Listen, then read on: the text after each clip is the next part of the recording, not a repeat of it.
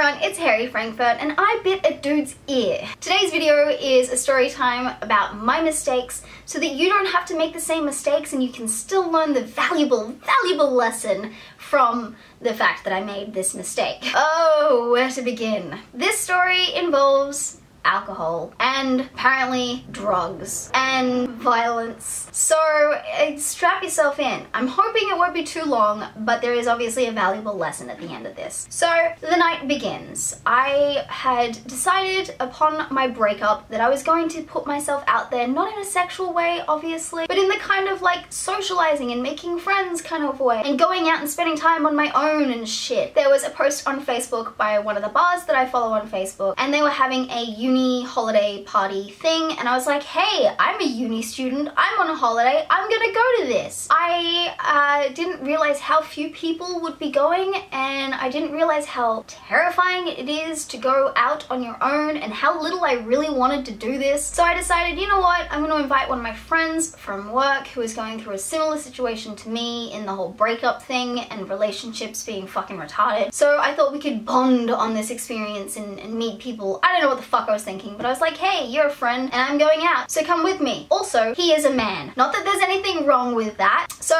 we're going out and I decide that we would do pre-drinks at my place. And the valuable lesson here comes now. I decided that I would buy us a bottle of vodka. You'd think I would have learnt my lesson by now. You would think I'd realize that whenever I buy a bottle of Finlandia, shit tends to go south because I don't stop drinking. I do not stop drinking. And you will see this in this video. My guy friend and I are at my apartment and we are drinking this bottle of vodka. I think we were going 1 for 1, so we were kind of trying to keep it even. But the plan was to finish the bottle of vodka, meaning that by the end we had both had about half a bottle of vodka each. So valuable lesson number 1, you can't drink a bottle of vodka and have a good night. Also, I have been through drug and alcohol counseling and I have known that pre-drinks or drinking in general needs to be done with pre-mixed drinks for me because I have a tendency to drink too much when there's a bottle of pure spirits involved. Why do I keep doing it? Do not ask me. We finished the bottle of vodka, we order an Uber, we get in, we're on our way to the bar, and we realized that we were getting drunk. We were sober, well, relatively sober up until this point, but because we had finished a bottle of vodka between 2 people in an hour, we were fucked. Like, there was no way that this night could have ended well for either of us, and it didn't. So we get to the bar. First thing we do is get another drink.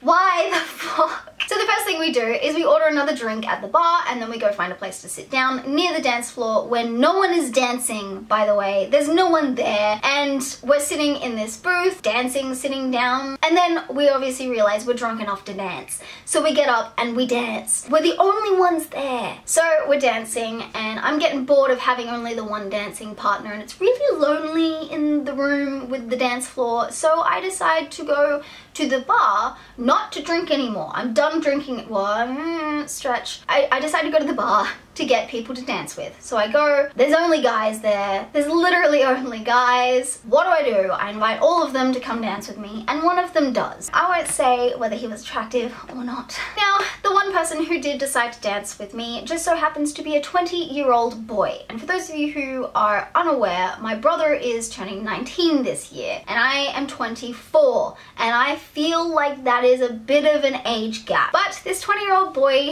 and I are dancing, and I'm enjoying it, and I believe there was a moment of inappropriateness from my friend. I was dancing with this guy that I had never met before and he tried to push this guy away as if the guy was in the wrong, and then my friend got kicked out for being too drunk.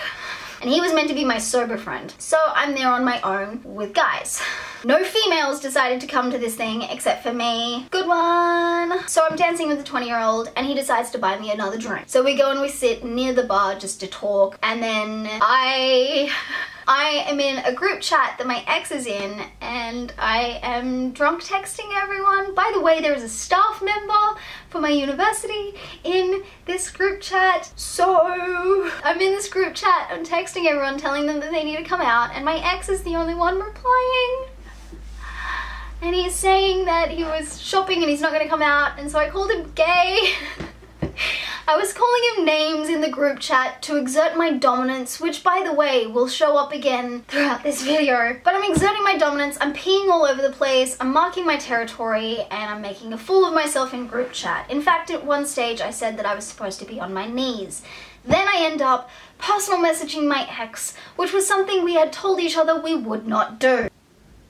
Go on! At this stage, I am sitting there across the table from a guy who I think is flirting with me, and I am texting my ex, and I'm not present. I'm far too drunk to be present in the moment talking to this guy who was lovely, really sweet, great guy, nice guy, cute guy, nothing wrong with him. I'm just a basket case at this point. He leaves and he was very sad, but the fact that he left meant that I was now sitting at a table on my own. My battery is dying.